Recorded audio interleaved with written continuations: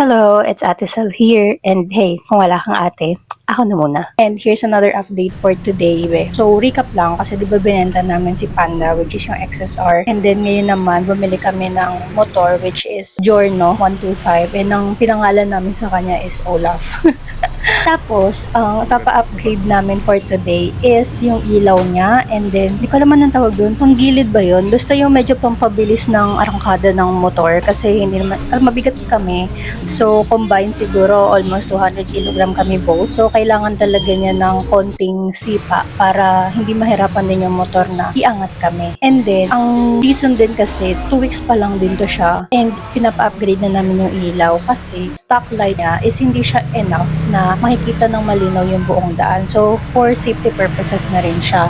So, kung mai-imagine nyo kasi, parang ang gastos na papa-upgrade nyo agad, ganyan, hindi nyo muna i-utilize yung stock na ilaw or kung ano man yung nandyan.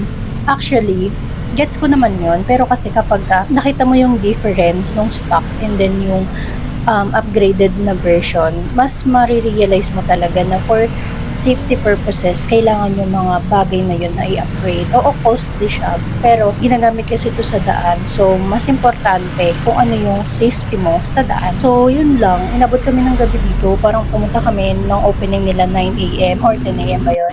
And then, nakaalis yata kami sa shop parang around 7 p.m. na. Tapos may hinahabol pa kaming pupuntahan sa Antipolo. Kaya, ayan, mabilis na yung andar namin pa uwi. Pero kita nyo naman kung ano yung gaano kalapad yung ilaw na naitulong sa motor and kitang-kita mo na talaga lahat.